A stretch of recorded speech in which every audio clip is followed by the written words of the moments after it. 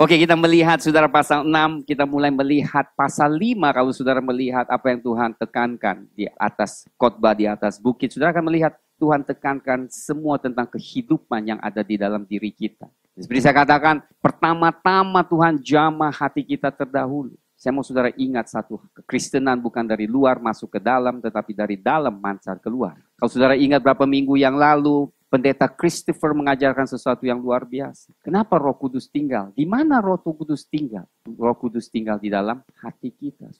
Saya rasa itu memang luar biasa. Oleh sebab itu pada saat kita jaga hati kita, tidak izinkan hal-hal yang mencemarkan, maka kita melihat kehidupan Kristen, kehidupan Tuhan mulai memancar dari kita. Makanya saudara kalau kita membaca firman pada pasal 6, Tuhan mulai baru bicarakan tentang hal yang di luarnya, kewajiban kita sebagai anak Tuhan.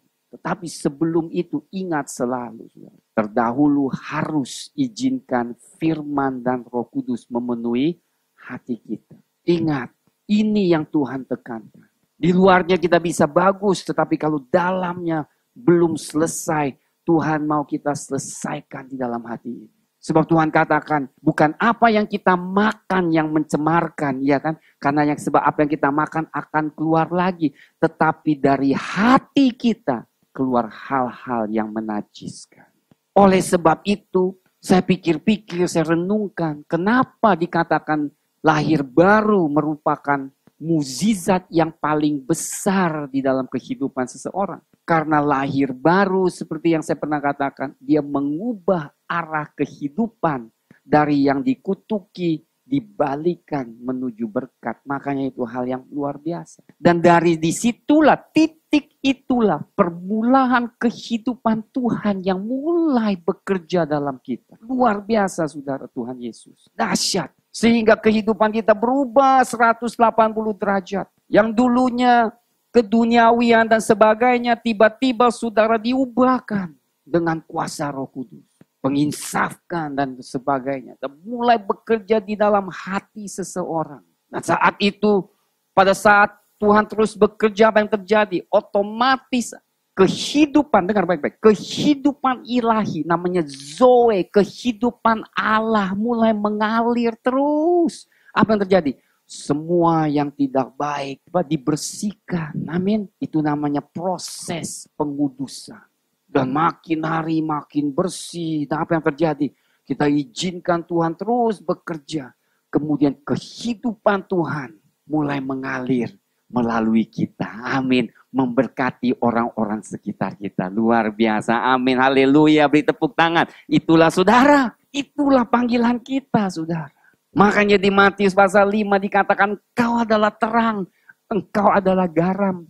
Yang tidak bisa tersembunyi. Karena pada saat kita mengalami Tuhan, sukacita kita bergebu-gebu. Amin saudara. Kita tidak bisa lupa, kita mau memberitakan ke dunia bahwa Tuhan Yesus baik. Amin. That is biasanya normal saudara. Itu suatu hal yang normal. Karena sukacita itu nyata dalam diri kita. Setelah itu sudah kita melihat pasal 6. Barulah kita datang ke tempat di mana Tuhan ajarkan kita untuk melakukan pekerjaan yang baik. Apa itu? Pasal 6 ayat 1. Ingatlah, jangan kamu melakukan kewajiban agamamu atau lebih tepat melakukan pertolongan, kebaikan kepada orang ya. Sosial atau menolong orang dalam kesulitannya di hadapan orang supaya dilihat mereka. Jadi kewajiban agama ini sebenarnya lebih tepat adalah perbuatan baik. Memberi sedekah dan pertolongan kepada orang-orang yang mengalami kesulitan. Tetapi Tuhan katakan, jangan sampai dilakukan di hadapan orang supaya dilihat mereka. Ini yang berbeda sekali mungkin dengan agama-agama lain. Sebab yang pertama yang saya katakan, perbuatan yang baik tidak menyelamatkan kita. Yesus yang menyelamatkan. Kemudian, jika saudara benar-benar lahir baru, Roh Tuhan yang penuh dengan kasih otomatis akan mendorong kita untuk melakukan yang baik. Otomatis. Itu karena sifat Allah sudah ada di dalam diri saudara. Nggak usah diajarkan lagi. Saudara punya belas kasihan kepada orang yang mengalami kesulitan. Saudara mungkin mulai doakan orang yang mengalami penderitaan. Itu adalah cinta kasih Tuhan yang mulai bekerja, saudara. Tiba-tiba saudara tidak banyak memikirkan untuk kepentingan diri saudara. Saudara mulai memikirkan tentang orang lain. Itu berarti saudara sudah bertumbuh. Tuhan semakin besar, kita semakin kecil. Artinya kita tidak penting lagi. Tetapi Tuhan dan pekerjaan lebih penting. Amin. Dan apa dikatakan di sini? Tuhan katakan, karena jika demikian kamu tidak beroleh upah dari Bapamu yang di surga. Jadi apabila engkau memberi sedekah, ini ayat 2, janganlah engkau mencanangkan hal itu seperti yang dilakukan orang munafik. Di rumah-rumah ibadat dan di lorong-lorong supaya mereka dipuji orang. Aku berkata kepadamu, sesungguhnya mereka sudah mendapat upahnya. Bedakan juga. Disinilah yang Tuhan menunjukkan dari pasal 6. Tuhan mulai menggunakan kata munafik. Munafik adalah hal yang saya lihat bolak-balik, saudara. Adalah satu hal yang Tuhan sangat benci. Kalau saya boleh katakan sangat benci. Satu pasal di pasal 26 atau 23 Matius itu Tuhan kutuk orang munafik, istilahnya mengutuk mereka lah. Karena kemunafikan mereka, sudah. Satu pasal hampir. Bingung saya. Kenapa Tuhan begitu benci munafik? Saya selalu gitu, kenapa Tuhan begitu kesal sekali kalau ketemu orang yang lain masih orang yang sakit, penuh belas kasihan, orang yang berdosa. Dengar, orang yang berdosa, berjinah, Tuhan penuh belas kasihan. Tapi kalau udah ketemu yang munafik, Tuhan udah, ini kalau hidungnya udah keluar api dulu gitu. Saya mau saudara ketahui, Tuhan ada yang dia tidak senang. Satu-satunya adalah kemunafikan. Kita melihat, nanti kita akan kembali saudara. Aku berkata, ayat 3, tetapi jika engkau memberi sedekah, janganlah diketahui tangan kirimu apa yang diperbuat dengan tangan kananmu. Hendaklah sedekahmu itu diberikan dengan tersembunyi, maka Bapamu yang melihat yang tersembunyi akan membalasnya kepadamu. Berarti, saudara, apa yang kita lakukan, tahu nggak kenapa tangan kanan nggak kasih tangan kiri? Artinya dari hati. Lakukan dari hati.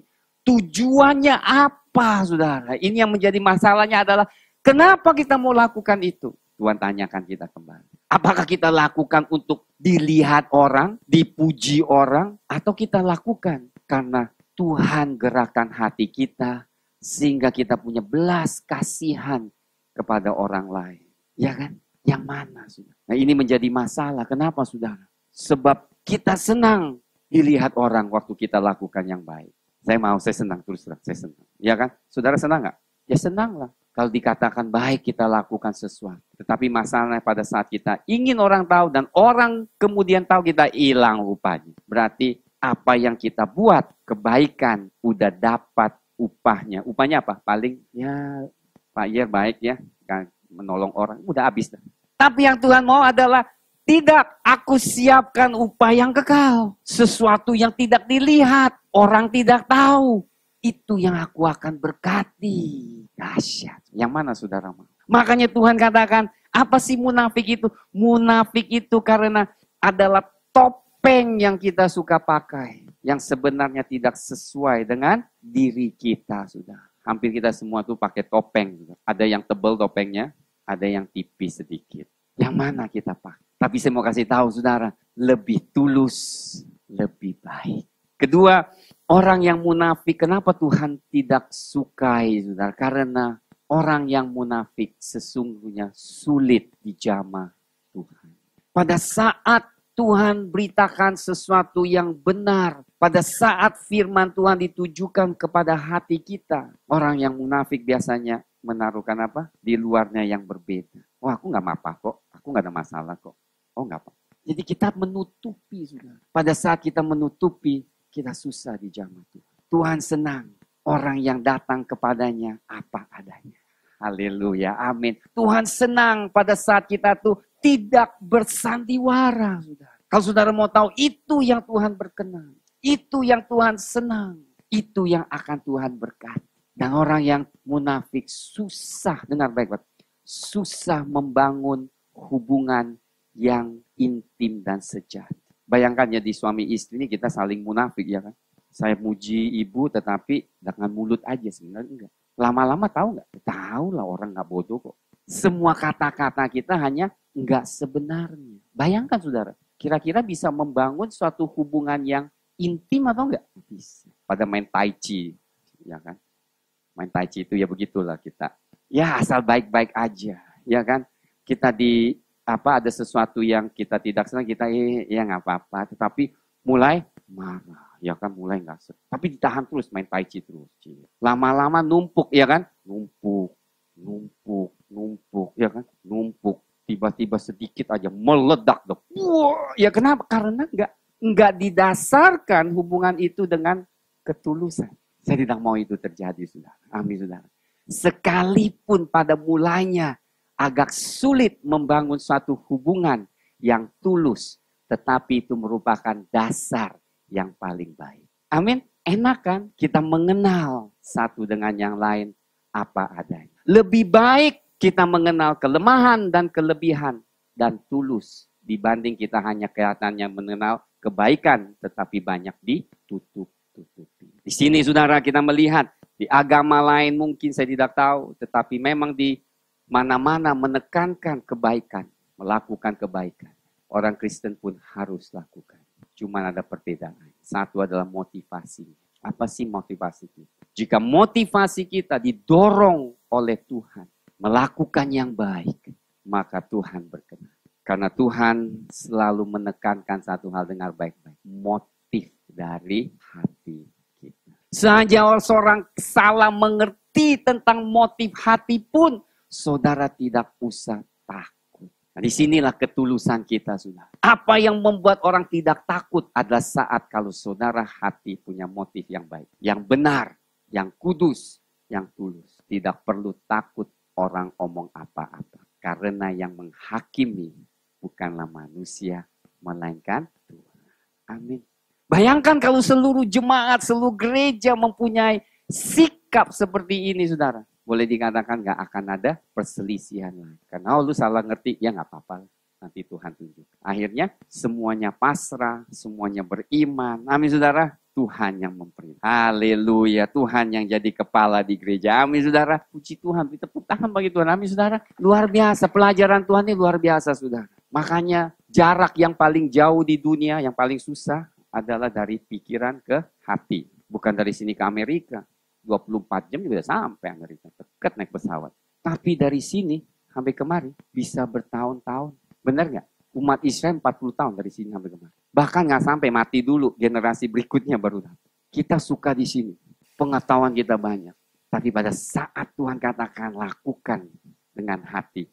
Wah, nggak sampai-sampai. Mau maju kemari ditolak lagi.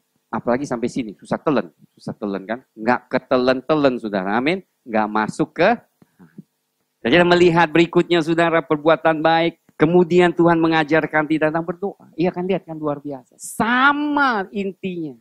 Apa yang kita kerjakan, jangan sampai munafik. Ini yang Tuhan ajarkan. Ini yang mengerikan. Inilah yang kadang-kadang menjadi gereja yang kadang-kadang tidak berkuasa. Karena yaitu seperti Farisi, sudah. Makanya saya katakan Tuhan begitu bencinya kepada orang Farisi. Lihat ayat 5. Lihat nada Tuhan Yesus pada dia kata. Apabila kamu berdoa, janganlah berdoa seperti orang munafik. Ya, kedua kali. Pertama, sedekah jangan seperti orang munafik sehingga Bapamu yang di surga akan membalasnya kepadamu. Saudara mau Tuhan balas atau mau orang balas? Pasti mau dua-duanya, Pak. Kalau dikasih pilih, mau Tuhan balas atau manusia balas? Manusia balas sangat terbang. Tapi pada saat Tuhan yang membalas, luar biasa. Ya kan, lihat. Doa apa? Jangan seperti orang munafik. Sekali lagi, kenapa? Karena mereka suka mengucapkan doanya dengan berdiri dalam rumah-rumah ibadat. Pada tikungan-tikungan jalan raya supaya mereka dilihat. Tuhan mau kita jangan dilihat. Kita doa diam-diam. Doakan kepada orang lain. Dengan diam-diam datang kepada Tuhan. Karena aku berkata kepadamu, sesungguhnya mereka sudah mendapat upahnya. Sekali lagi nih Tuhan nih kata, kalau sampai begitu motifnya untuk dilihat orang, maka Tuhan ya udah, itu upahnya. dilihat orang saja, dipuji orang, tetapi Bapa di surga tidak bisa menyalurkan berkat. Maka doa yang berkuasa, dengar saudara, saudara nggak perlu belajar bagaimana doa. Dengan pakai kata yang panjang-panjang, ikut buku, nggak perlu.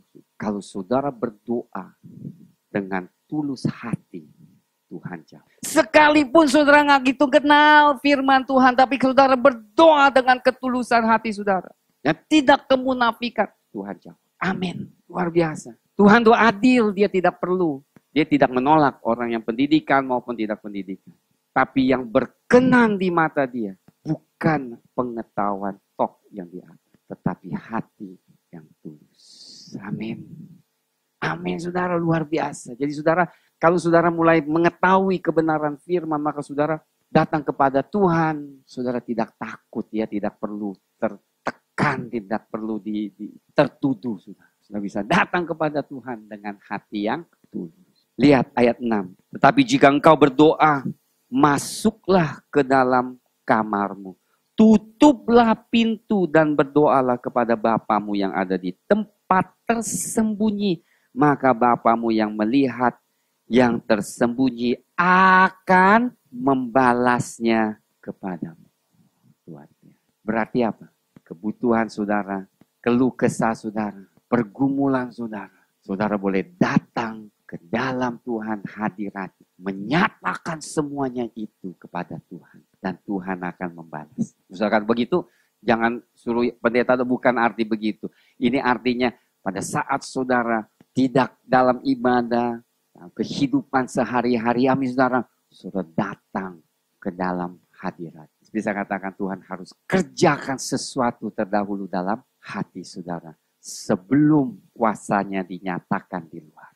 Saya dengar beberapa tahun yang lalu pada sekolah Alkitab, saudara, seorang hamba Tuhan, namanya Pendeta Pete dari Amerika, dia jelaskan kitab Kisah Para Rasul. Dia katakan intinya Kisah Para Rasul, gak ada rahasia. Anak Tuhan berdoa, ya, tersendiri berdoa, bergumul dalam doa, keluar melayani dengan kuasa, dianiayai, datang lagi doa, dikuatin lagi, melayani lagi, ditantangi lagi, datang lagi kepada Tuhan dalam doa. Begitu, polanya begitu. Kita doa, kita dikuatkan, kita melayani, kita menghadapi tantangan, kita doa lagi, dikuatkan lagi, menghadapi lagi. Begitu saudara, itu kehidupan kekristenan. Jangan kita doa, kita layani, kita ditantang, kita jatuh ke bawah.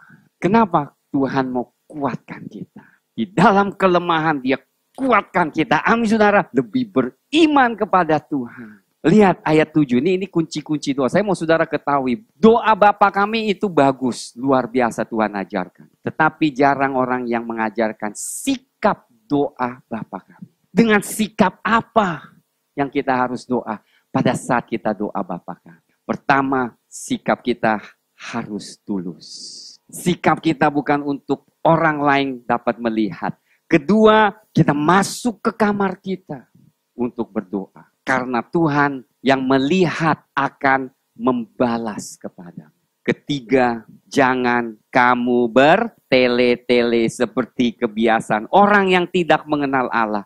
Mereka menyangka bahwa karena banyaknya kata-kata doanya akan dikabulkan. Udah minta itu lagi pagi minta itu, siang datang minta itu, sapa, Bapak ingat ya saya perlu mobil, tolong doakan dalam nama Yesus. Siang datang lagi, Bapak di surga, mobil jangan lupa. Malam datang lagi, Bapak di surga, kok mobil belum datang-datang. Besok pagi setengah bulan doanya nggak lain, bertele-tele. Siapa yang orang tua di sini ada punya anak, yang punya anak? Kalau bagaimana kalau anaknya tuh minta lagi, Mak, itu ya mainan, ya nanti, Mama lagi nggak ada duit, nanti dulu. Mak, kok nggak dibeliin? Pagi, siang, malam, tele. Dan lama-lama gini, gua udah marah kan? Puji Tuhan, Bapak kita nggak marah begitu, ya kan? Kalau marah kita semua jadi dibakar semuanya. Tuhan kita baik, panjang lebar. Dikatakan apa? Panjang lebar, diminta-minta. Tuhan bilang, Tuhan paling gini, dia udah bosen tapi minta lagi. Terus nanti nggak lama, tolong berikan sesuatu, hajaran dulu. Udah belajar baru dikasih. Bertele-tele, amin saudara. Jangan berdoa seperti itu. Amin. Gimana nggak bertele-tele? Paling gampang, doa bahasa roh. Hikalaba, syikiana, kuraba. Nggak tahu kan doa apa kan? Daripada ngomong yang salah, mendingan bahasa roh. Akhirnya datang. Amin. Luar biasa. Makanya kenapa kita dikasih doa bahasa roh. Supaya nggak bertele-tele. Kalau nggak sepanjang malam doanya gitu aja. Ya doa semalam suntuk, ya kita doa. Tuhan, ini Tuhan. Itu ntar nggak lama lagi, sama lagi. Terus Tuhannya 50 kali. Tuhan, kayak Tuhan nggak kedengaran. Tuhan, Bapa, Tuhan, Yesus, Tuhan. Saya yang dengar aja capek. Puji Tuhan, saya bukan Tuhan. Amin. Tuhan, kalau saya bisa mewakili Tuhan. Gue udah dengar. Lu udah panggil gue 50 kali. Lihat sudah. Kenapa? Janganlah ayat 8 kamu seperti mereka. Karena Bapamu mengetahui apa yang kamu perlukan. Sebelum kamu minta kepadanya. Dahsyatnya sudah. Siapa percaya Tuhan kita maha tahu? Percaya benar nih. Berarti sebelum kita minta, sudah tahu. Jadi sekarang doanya gampang, saudara. Sebelum masuk, Tuhan engkau tahu aku yang kamu minta ya. Udah, nggak usah minta lagi. Nggak usah minta, terus ngapain? Kami memuji nyanyi, puji, sembah Dia. Amin, saudara. Yang mau minta, Tuhan, dalam hati aja. Tuhan, lu tahu kan yang gue mau kan? Gue perlu terobosan transaksi nih. Gue perlu bisnis nih. Ya udah nggak usah bilang, amin. Karena engkau sudah tahu. Nggak bertele-tele. Pakai mulutmu. Memuji, menyembah Tuhan. Saya mau katakan, itu yang paling berkuasa. Lihat, tadi kesaksian. Dua ibu. Saat mereka memuji Tuhan, hadirat turun. Saya ingat pada saat istri saya kena demam berdarah, saudara, yang hari ke-6. Saya nggak minta. Kami ambil perjamuan kudus. Kami memuji Tuhan di ruangan. Kemudian hadirat Tuhan turun dan menyembuhkan. Kemarin kita ada pujian, amin, doa. Kita nggak lakukan apa, kita hanya memuji Dia. Apa yang terjadi? Listrik surgawi turun. Saya nggak pernah tahu, ternyata ada listrik strumnya gede, semuanya mental habis, ada yang kejeduk, tapi nggak sakit. Amin, saudara. Sakit nggak? Kejeduk berapa orang? Nggak keburu ditangkap karena kuasa Tuhan turun. Bruk! Nggak pernah saya alami, saya nggak pernah alami. Akhirnya nggak perlu doa panjang-panjang. Amin. Tuhan udah tahu doa kita. Kalau setiap minggu gitu enak juga. Inilah sikap doa yang lebih penting dari kata doa. Dengar, sikap doa lebih penting dari kata-kata doa. Saya mau tekankan lagi, saudara. Sebab seringkali kita salah satu sebab kenapa doa kita tidak dijawab. Karena sikap kita yang keliru. Dengar, kalau saudara mau Tuhan dengar doa, yang pertama saudara harus kenal sifatnya.